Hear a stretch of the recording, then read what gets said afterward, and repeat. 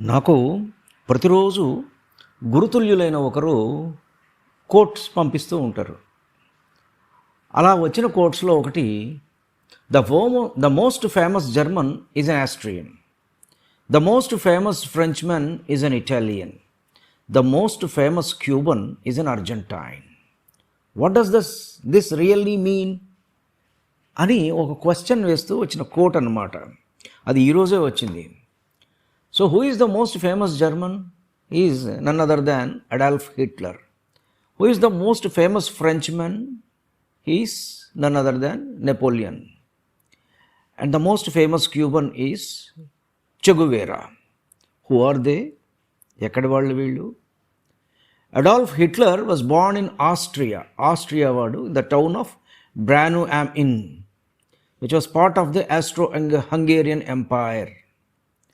That is about Adolf Hitler. అర్థమైంది కదా, Hitler ఎక్కడి వాడు? ఆస్ట్రియా వాడు. అలానే Napoleon Bonaparte is a French citizen, కానీ ఆయన పుట్టడానికి సరిగ్గా 1 సంవత్సరం ముందే ఆయన పుట్టిన ద్వీపం అనేటువంటిది ఇటలీ ఫ్రెంచ్ దేశానికి ఇచ్చేసింది. నెపోలియన్ వాజ్ బార్న్ ఇన్ అజాసియో, కార్సికా ఆన్ August 15, 1769. ఈ నేషనాలిటీ అట్ బర్త్ పుట్టినప్పుడు ఏంటంటే ఆ ఇటాలియన్ సిటీ అనేటువంటిది అది ఇటలీ యాక్చువల్గా ఫ్రాన్స్కి ఇచ్చేసింది, కానీ నెపోలియన్ తల్లిదండ్రులు మాత్రం ఇటలీ వాళ్ళు, ఆయన మూలాలు ఇటలీవి. అలానే మరి చెగువేరా వాజ్ అర్జెంటైన్. ఆయన birth place Ernesto Guevara in Rosario, Argentina. ఏమిటిది విదురనీతి అంటూ చెప్తూ చెగువేరా గురించి, అడాల్ఫ్ హిట్లర్ గురించి, నెపోలియన్ బొనాపార్టీ గురించి చెప్తారేమిటి అంటే, విదురనీతిలో ఒక శ్లోకం ఉంది. ఆయా దేశాచారాలను, కట్టుబాట్లను, జాతుల ధర్మాలను అవగాహన చేసుకున్నవాడు, హెచ్చుతగ్గు తేడా తెలుసుకున్నవాడు ఎక్కడికి వెళ్ళినా ఎప్పుడూ జనసమూహంపై తన ఆధిపత్యాన్ని స్థాపించుకోగలుగుతాడు.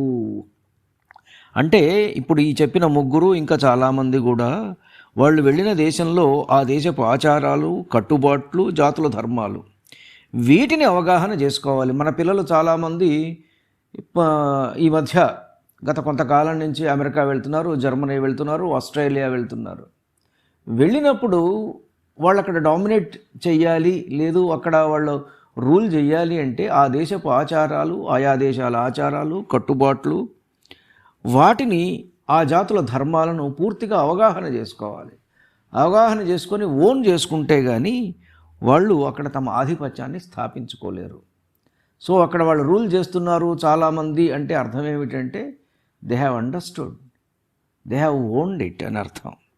దేశాచారాన్ సమయాన్ జాతి ధర్మాన్ బుభూషతేయ సపరావరజ్ఞ స యత్ర తత్రాభిగత సదైవ మహాజనస్యాధిపత్యం కరోతి. ఇది విదురదేవుడు తన విదుర నీతిలో ఏనాడో చెప్పాడు. మహాభారతంలో ఉద్యోగ పర్వంలో ఉన్న శ్లోకం ఇది. ధన్యుణ్ణి. నమస్కారం. మీ ఊటుకూరు జానకి రామారావు.